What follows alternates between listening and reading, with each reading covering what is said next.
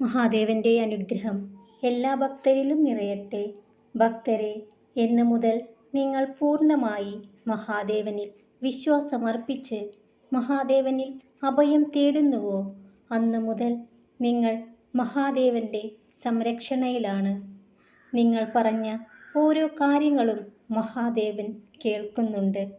നിങ്ങളുടെ ആഗ്രഹങ്ങൾ, ജീവിതത്തിൽ നിങ്ങൾ ആഗ്രഹിച്ച സന്തോഷത്തിൻ്റെ നിമിഷങ്ങൾ എല്ലാം തന്നെ യാഥാർത്ഥ്യമാകുന്നതാണ്. ആ കണ്ണുനീര് നിങ്ങൾ തുടയ്ക്കുക, സമാധാനമായിട്ടിരിക്കുക. ഭക്തരെ, ഒന്നും അവസാനിച്ചിട്ടില്ല. ചില നല്ല സമയങ്ങൾ നിങ്ങളിലേക്ക് വരാനുണ്ട്. ക്ഷമയോടെ കാത്തിരിക്കുക. മഹാദേവൻ എപ്പോഴും അദൃശ്യനായി നിങ്ങളുടെ കൂടെ തന്നെയുണ്ട്. ഭക്തരെ, പലർക്കും ജീവിതത്തിൽ മടുപ്പ് തോന്നുന്നത് സ്വന്തം കുടുംബത്തിൽ നിന്നു തന്നെയുണ്ടാകുന്ന കുറ്റപ്പെടുത്തലുകളും ചവിട്ടിത്താഴ്ത്തലുകളും കേൾക്കുമ്പോഴായിരിക്കും. ഒഴിവാക്കുകയാണ് എന്നറിഞ്ഞാൽ ഒഴിഞ്ഞു പോരണം. അത് എത്ര വലിയ അടുപ്പമുള്ളവരുടെ അടുത്തു നിന്നാണെങ്കിലും. നിങ്ങളെ ഒഴിവാക്കാൻ ശ്രമിക്കുന്നത് മനസ്സിലാക്കിയാൽ എല്ലായിടത്തു നിന്നും നിങ്ങളായിട്ട് മാറി നിൽക്കുക. 1000 ഹൃദയങ്ങൾ നിങ്ങളെ സ്നേഹിക്കുന്നുണ്ടെങ്കിലും നിങ്ങൾ സ്നേഹിക്കുന്ന ഹൃദയത്തിൽ നിന്ന് കിട്ടുന്ന സ്നേഹം മാത്രമേ നിങ്ങളെ പൂർണ്ണമായും സന്തോഷിപ്പിക്കുകയുള്ളൂ. ഭക്തരെ, എപ്പോഴും നിങ്ങൾ നിങ്ങളുടെ സത്യസന്ധത ബോധിപ്പിക്കേണ്ടത് സ്വന്തം മനസ്സാക്ഷിയോടാണ്. ബലമില്ലാത്ത ഒറ്റ കണ്ണി മതി ഒരു ചങ്ങലയെ ദുർബലമാക്കാൻ.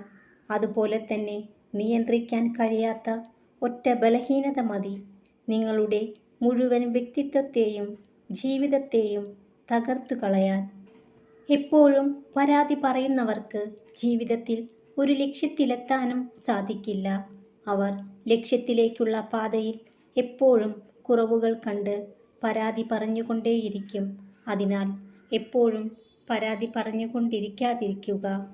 ആരും താങ്ങി നിർത്താനില്ലെന്ന തിരിച്ചറിവാണ് പിന്നീട് പറന്നുയരാനുള്ള ചിറകുകളായി മുളയ്ക്കുന്നത്. ആവശ്യത്തിലധികം ആത്മാർത്ഥത കാണിക്കരുത്. വളവില്ലാത്ത മരങ്ങളാണ് ആദ്യം മഴുവിനിരയാകുന്നത്. പറയാതെ അറിഞ്ഞാലും അറിയാതെ പറഞ്ഞാലും ചില സത്യങ്ങൾ ചിലപ്പോൾ ഹൃദയങ്ങളെ വേദനിപ്പിക്കും. പലരും നിങ്ങളെ കുറ്റപ്പെടുത്തിയെന്നിരിക്കും. നിങ്ങൾ കടന്നുപോയ അവസ്ഥ നിങ്ങൾക്കേ അറിയൂ. ആരൊക്കെ എന്തൊക്കെ പറഞ്ഞാലും സ്വന്തം മനസ്സാക്ഷിയുടെ മുന്നിൽ തെറ്റുകാരനല്ലാത്തിടത്തോളം ധൈര്യമായിട്ടിരിക്കുക. ഭക്തരെ, വേദനിപ്പിച്ചതിനു ശേഷം നൽകുന്ന സ്നേഹത്തിനും അവഗണനയ്ക്ക് ശേഷം നൽകുന്ന പ്രാധാന്യത്തിനും ഒരർത്ഥവുമില്ല. കൊതിച്ച ജീവിതത്തെ മനസ്സിൻ്റെ ഒരു കോണിൽ ഉറക്കിക്കിടത്തി വിധിച്ച ജീവിതവുമായി ജീവിക്കുന്നവരാണ് പലരും. സ്വന്തം കാര്യം ഭദ്രമാക്കാതെ മറ്റുള്ളവരുടെ കാര്യത്തിൽ കൂടുതൽ ആത്മാർത്ഥത കാണിക്കുന്നവരാണ് പിന്നീട് വിഡ്ഢികളായി മാറുന്നത്.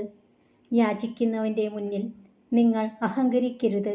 അഹങ്കരിക്കുന്നവൻ്റെ മുന്നിൽ നിങ്ങൾ യാചിക്കുകയുമരുത്. പിന്നിലായിപ്പോയി എന്നു കരുതി നിരാശപ്പെടരുത്. ഏറ്റവും താഴ്ന്ന പടിയിൽ നിന്നു പോലും മുകളിലേക്ക് മാർഗങ്ങളുണ്ടാകും. ഭക്തരെ, നിങ്ങളെ ചതിക്കുന്ന ആരോടും പ്രതികാരം ചെയ്യുന്നതിനെക്കുറിച്ച് ചിന്തിക്കരുത്.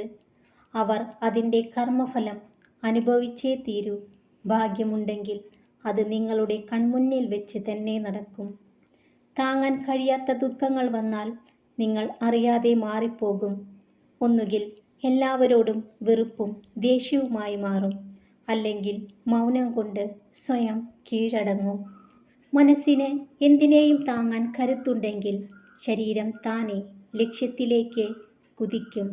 എന്നാൽ മനസ്സിന് കരുത്തില്ലെങ്കിൽ ശരീരം എത്ര ബലവത്തായിട്ടും കാര്യമില്ല. ഭക്തരെല്ലാം സന്തോഷത്തോടു കൂടിയിരിക്കുക. മഹാദേവന്റെ അനുഗ്രഹം എല്ലാ ഭക്തരിലും നിറയട്ടെ.